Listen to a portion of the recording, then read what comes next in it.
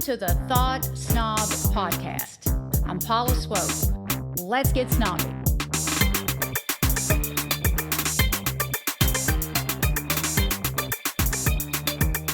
One thing I've realized about life is this. My entire journey has revolved around learning lessons. And this episode is about some things I learned that changed the trajectory of my life. And I call it going from havoc to happiness. If we don't learn the lessons, then we don't evolve. And if we don't evolve, we stay stuck repeating the same cycles, the same damn mistakes, the same pain over and over again. And there are no rewards for refusing to grow. Like life keeps handing you the same test until you finally pass it. And these tests represent the people, places, and things that constantly demand your attention. It's usually the same pattern. So today, I want to share some lessons I learned that changed my life. Consider this episode, quick and dirty wisdom, things I had to learn the hard way. And now I'm sharing my wisdom about overcoming those obstacles. And I want to start by reading something by Portia Nelson called Autobiography in 5 Short Chapters. Portia wrote this about a year after I was born, but I didn't come across it until I was probably 29 or something like that. And I'm 49 now. And this absolutely applies to me. So Autobiography in 5 chapters. Chapter 1. I walk down the street. There's a deep hole in the sidewalk. I fall in. I'm lost. I'm hopeless. It isn't my fault. It takes forever to find a way out. Chapter 2. I walk down the same street. There's a deep hole in the sidewalk. I pretend I don't see it. I fall in again. I can't believe I'm in the same place. But it isn't my fault. It still takes a long time to get out. Chapter 3. I walk down the same street. There's a deep hole in the sidewalk.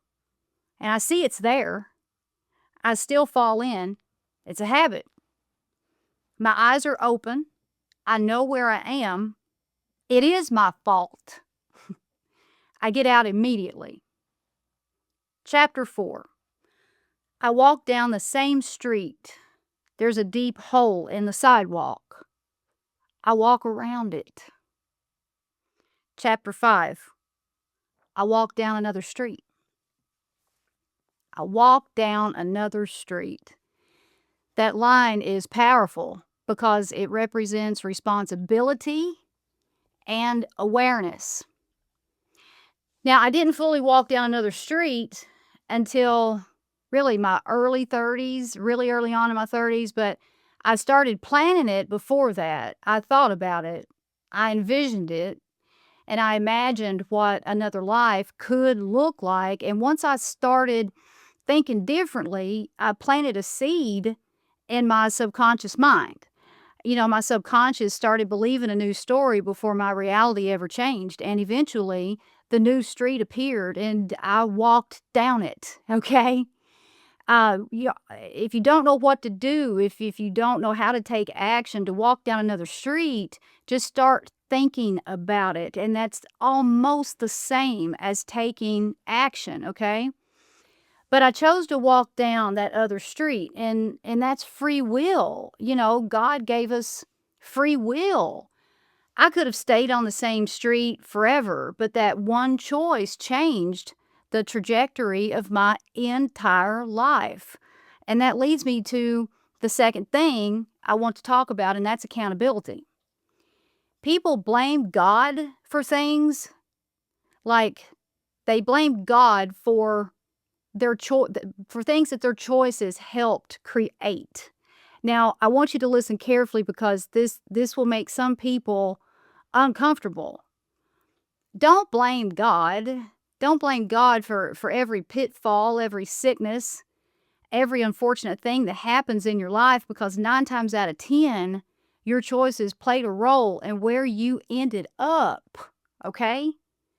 My grandmother, she got stage 4 lung cancer. And when that diagnosis came down the pipeline, she was like, "Why me? God, why are you doing this to me?" My mother said that my grandmother was so mad when the doctors told her what was up. She was just furious, mad at the world. But she constantly smoked cigarettes and lived in a house full of secondhand smoke. She died at 55. Her son, my uncle, loved cigarettes too. He died from lung cancer at 52. At some point, we have to stop pretending we have no influence over our lives. What would have happened if those two had walked down another street? And that's a metaphor for choosing not to smoke. Now, I'm not saying terrible things don't happen randomly sometimes, because they absolutely do, but I had to develop the awareness to stop blaming God for things my own behavior contributed to. I used to do it too. I get so mad at God. And it took a lot for me to admit that I caused many of my own problems. But you know what took even more? Taking responsibility for fixing those problems. And for years, I was stuck because I kept waiting for somebody to just come along and rescue me. Like, I thought another person was supposed to come along and make me happy, heal me, save me, complete me, fix me, fix my problems. No, that responsibility belonged to me. And the moment I understood that, my life began to change. Taking responsibility for yourself separates the empowered from the powerless, the mature from the immature, the people who evolve from the people who stay stuck blaming everyone else for why their life never changes. It's like, are you a 40-year-old little girl? Or are you a 40-year-old grown-ass woman? Are you a 40-year-old little boy? Or are you a 40-year-old man? Now, that's what I'm talking about here. But in order to take responsibility for myself, I had to unlearn a lot of bullshit. I believed what I was taught for a long time simply because somebody older than me said it was true. And a lot of those beliefs were rooted in generational trauma, fear, ignorance, and limitation. And in case you don't know this, fearful people don't want you to achieve your dreams. That's too scary for them. It's too big picture. You make them feel very uncomfortable when you start moving towards that big picture stuff. I lived in fear for years because of old, belief systems I never questioned. Part of healing was realizing I wasn't supposed to automatically believe something just because someone told me to. I needed to search for my own truth. And I can give you so many examples, and many of them are in my book if you ever want to read it. It's called Thought SNOB. It's available on Amazon and on my website at paulaswope.com. But I was socialized to, and this is only one example, but I was socialized to believe that people who looked different than me, believed differently from me, or came from different backgrounds were somehow wrong or unsafe. Okay? And then life humbled me. I mean, because I met some real pieces of shit who looked exactly like me. And I met some incredible human beings who didn't. And I met some incredible human beings once I stopped judging people based on appearance, geography, and conditioning. That shift changed me. I went from closed-minded to open-minded. Closed-minded won't get you anywhere. And being open-minded served me far better than fear ever did. Don't automatically believe something until you've searched for the truth yourself. And the last thing I want to talk about is emotional control. This one changed my life probably more than anything else. And if you followed me for any amount of time, you know how much I value emotional intelligence. A person who manages their emotions healthily is the strongest, smartest person in the room. Not the person with the highest IQ, not the person with the most degrees, not the loudest person, the person with emotional control. That's the real flex right there. When I learned I didn't have to react to everything, I evolved. Like, I used to think reacting was a strength, something I was supposed to do. And it's not. Awareness is strength. Self-control is strength. Anyone can explode.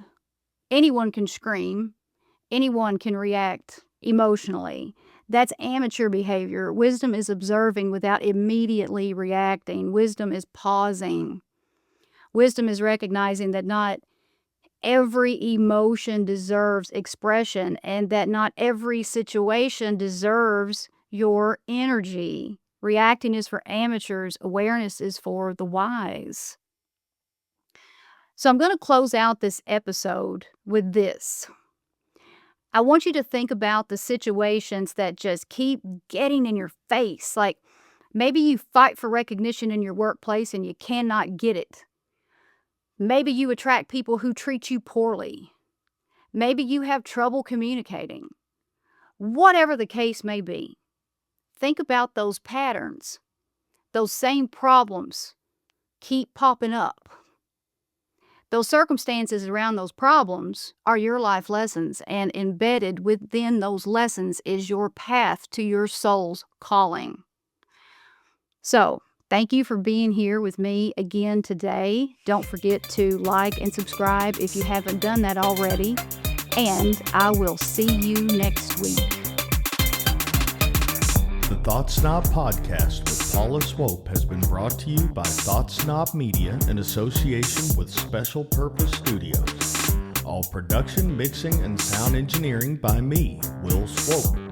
We hope you've enjoyed this podcast. Please take a few seconds to give us 5 stars and leave a review. See you on the next Thought SNOB Podcast with Paula Swope.